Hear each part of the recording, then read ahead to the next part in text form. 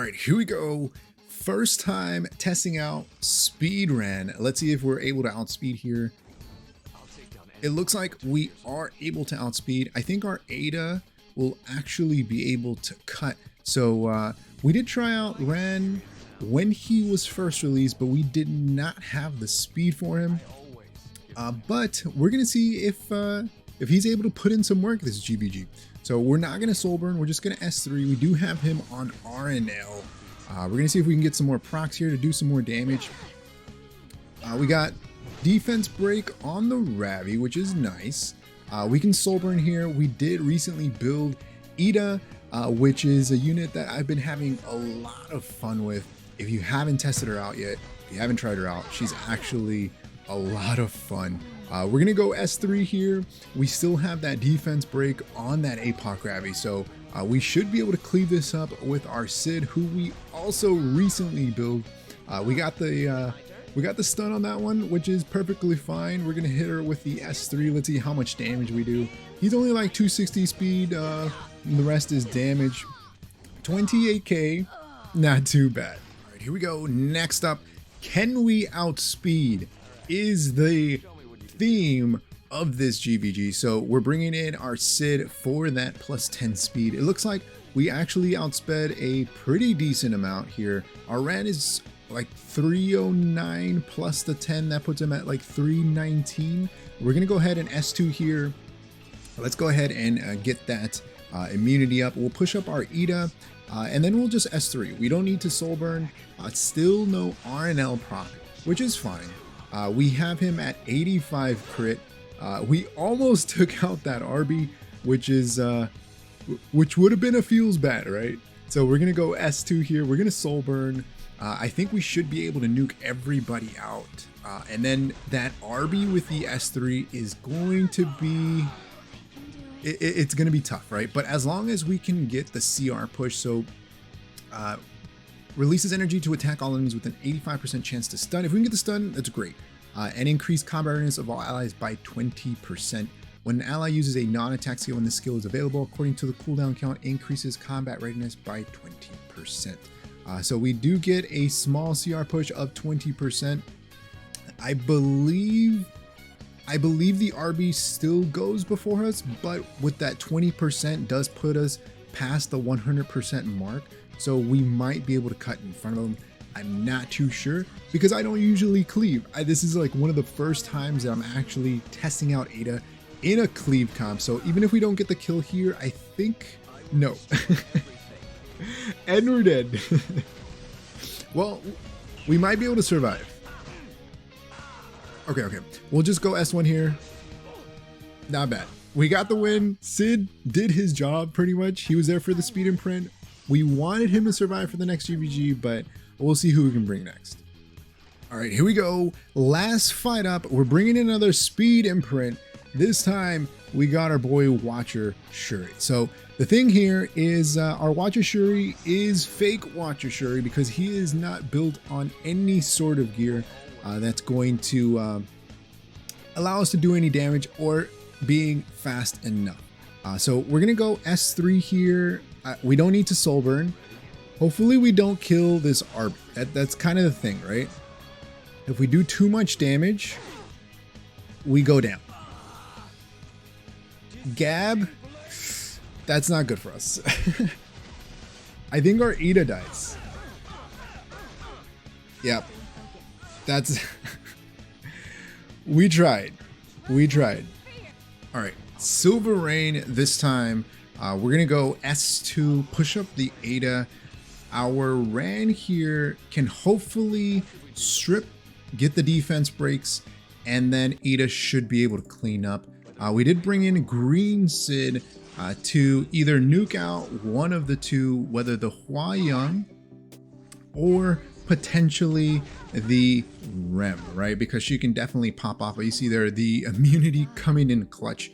We'll be able to soul burn here.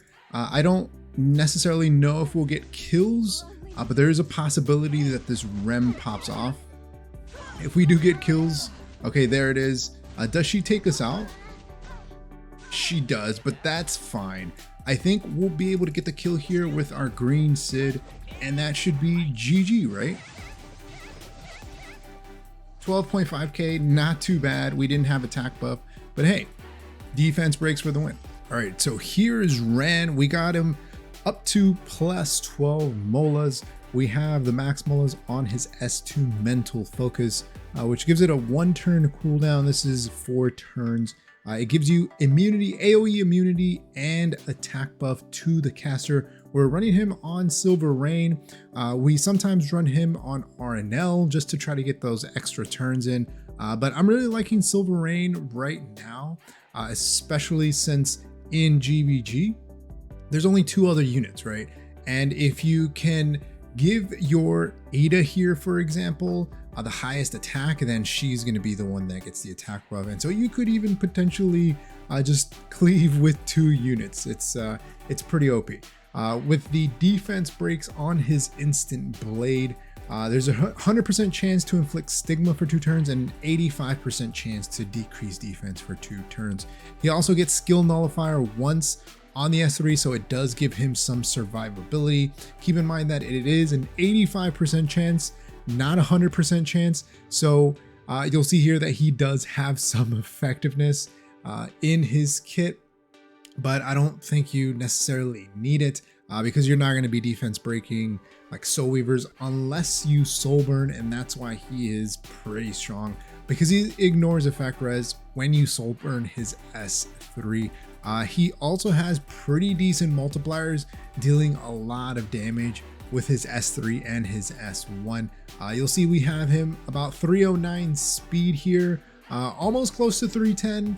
I know that some people have faster Rans. I honestly wasn't able to use him until I hit 300 or just a little bit after 300 speed, just because you really don't know what the speeds are of every other unit that you're going up against. And in GVG, it can be kind of hard to tell unless you have other people that go in and scout and stuff, but we don't really do that. So we try to bring him in with speed imprint to give him 10 extra speed, or if we are really not sure if we can outspeed with that 10 extra speed, we bring in a double speed imprint. So give him an extra 20 speed from speed imprints.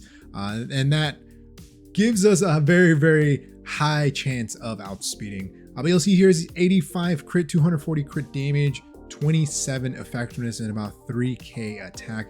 His S1 here penetrates the target's defense by 20%, and the damage dealt increases proportional to the caster's speed. So he deals more damage the faster he is, and he also has a death pen on his S1. I think that if we were to go all in, for sure, we would max out the S1. But like I've mentioned before, if you're S1ing with whatever cleave unit you're using, you're probably gonna die. You're probably dead already, or if not, it's gonna be very, very close. But I think he is definitely a plus 15 unit. If you want to kind of skip on the molas, for sure S2 into S3. If you're not building him full damage, then you can just do S2, S3 to the at least 10 effect chance. That would be my Mola Priority. We just have more molas in him right now because we do have him at 85 crit, so it does gives us a decent amount of chance to actually deal damage. Against fire units, it's 100% crit, which is really nice. You know, Hwayoungs, Politis, things like that. We're gonna have 100% crit chance. You'll see we have him on B imprint, and for the most part, I think he is a really, really strong unit if you like to cleave, or if you're thinking about playing the cleave playstyle. Like I mentioned, he's pretty new to our roster, so we're still trying to figure him out and what units to bring with him. We've been pairing him up mainly with Eda. She's been one of the funnest units as of late. Here she is. She's plus 10 molas. We only have molas on the S2 and S3. We have those fully maxed out. I mentioned earlier, if you want to skimp on the molas, her S1, if you're S1ing with her, you're probably dead, okay? But she's 238 speed, so close to 240 speed, 3.7k attack, 100 crit, almost 300 crit damage here. And she is on Tagahel's Ancient Book. So we've been pairing them together. I really like that combo. It really lends itself very, very well to that GVG format because you S2 with Ran, he gives everybody immunity. We run him on Silver Rain. We give attack buff to Eda, and then you soul burn her S2. She does get a CR push when another unit uses a non-attack skill. So when she has her S3 available, she increases combat readiness by 20%, which is really, really nice because it gives her that push forward. And again, you want to build her somewhat fast so that you can kind of ensure that you cut whatever speed opener they have on their team.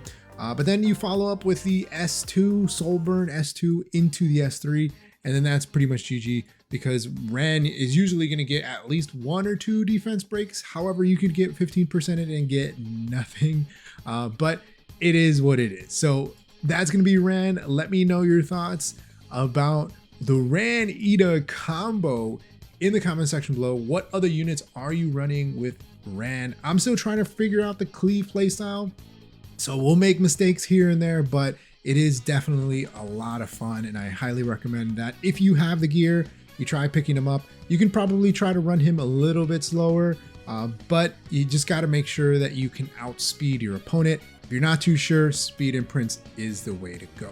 Like always, if you haven't enjoyed the video, hit that like button. If you haven't subscribed, think about subscribing. It really helps the channel grow and reach more people like you who like content like this. Like always, thanks for watching, and I'll see you next time. Peace.